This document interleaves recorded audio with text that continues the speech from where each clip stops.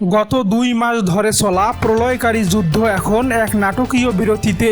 সারা বিশ্ব শ্বাসরুদ্ধ হয়ে অপেক্ষা করছে কি হবে এরপর। ইরান সাফ জানিয়ে দিয়েছে তাদের শর্ত না মানলে এই বিরতি হবে ঝড়ের আগের শেষ শান্তি। অন্যদিকে আমেরিকার দাম্ভিকতা দেখিয়ে পারস্য উপসাগর আর হরমুজ প্রণালীকে চারদিক থেকে লোহার বেড়াজালে আটকে ফেলেছে। পেন্টাগন ভাবছে স্থলপথে সৈন্য পাঠিয়ে তারা ইরান দখল করে নেবে, কিন্তু তারা কি জানে ইরান কোনো ইরাক বা আফগানিস্তান নয়। কেন পৃথিবীর শ্রেষ্ঠ শক্তি হওয়া সত্ত্বেও আমেরিকার জন্য ইরান দখল করা একটি অসম্ভব মিশন? কেন এই খেলায় খোদ আমেরিকার মানচিত্র বদলে যেতে পারে? আজকের ভিডিওতে আমরা তার চুলচেরা বিশ্লেষণ করব। গুগল ম্যাপের দিকে তাকালে আপনি দেখবেন ইরান কেবল একটি দেশ নয়, এটি একটি বিশাল প্রাকৃতিক দুর্গ।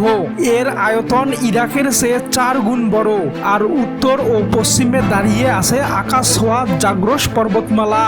আমেরিকা যদি স্থলপথে সৈন্য পাঠাতে চায় তবে তাদের এই পাহাড়ি গোলক ধাঁধায় পা রাখতে হবে, যেখানে ইরানের লক্ষ লক্ষ রেভলিউশনারি গার্ড ও বাসিস বাহিনী ওত পেতে আছে।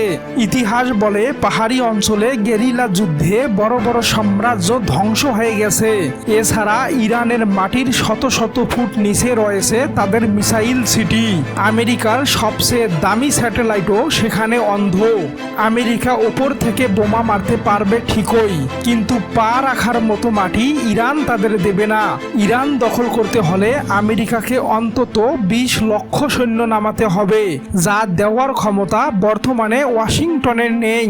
যুদ্ধবিরতির মাঝে ইরান যে শর্তগুলো দিয়েছে তা না মেনে যদি আমেরিকা যুদ্ধের পথে হাঁটে তবে ইরানের প্রথম চাল হবে হরমুজ প্রণালী চিরতরে বন্ধ করে দেয়া। আমেরিকার নৌবাহিনী যতই শক্তিশালী হোক, ইরানের হাজার হাজার কামিকাজে ড্রোন আর অ্যান্টিশিপ মিসাইলের সামনে তারা কচুকাটা হয়ে যাবে। একবার যদি হরমুজ প্রণালী বন্ধ হয়ে যায় তবে বিশ্ববাজারে তেলের দাম ব্যারেল প্রতি $300 ছাড়িয়ে যাবে। আমেরিকার অর্থনীতি তাসের ঘরের মতো ভেঙে পড়বে। আমেরিকা ইরান দখল করতে গিয়ে নিজেই দেউলিয়া হয়ে যাবে। আমেরিকা কি ভাবছে তারা শুধু ইরানের সাথেই লড়বে? এখানেই শুরু হয় বিশ্ব রাজনীতির আসল খেলা। ইউক্রেন যুদ্ধে ইরান রাশিয়ার সবচেয়ে বড় বন্ধু। পুতিন খুব ভালো করেই জানেন ইরান যদি আমেরিকার দখলে যায় তবে রাশিয়ার পিঠে ছুরি মারা খুবই সহজ হবে। তাই রাশিয়া ইতোমধ্যেই ইরানের আকাশে S-400 আর Su-35 যুদ্ধ বিমান মোতায়েন করেছে। ইরান আক্রান্ত হলে রাশিয়া সরাসরি এই যুদ্ধে নামতে বাধ্য হবে। চীনের অর্থনীতির ফুসফুস হলো ইরানের তেল। আমেরিকা কোনোভাবেই ইরান দখল করলে চীনের এনার্জি সাপ্লাই একবারেই বন্ধ হয়ে যাবে। তাই নিজেদের অস্তিত্ব বাঁচাতে চীন তার বিশাল নৌবাহিনী নিয়ে ইরানের পাশে দাঁড়াবে। উত্তর কোরিয়ার কিম জং উন কেবল একটি সিগন্যালের অপেক্ষায় আছেন।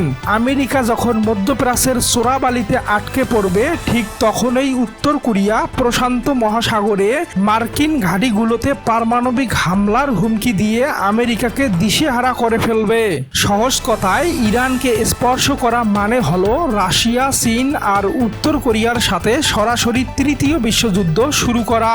2 মাসের যুদ্ধবিরতি শেষ হতে চলেছে।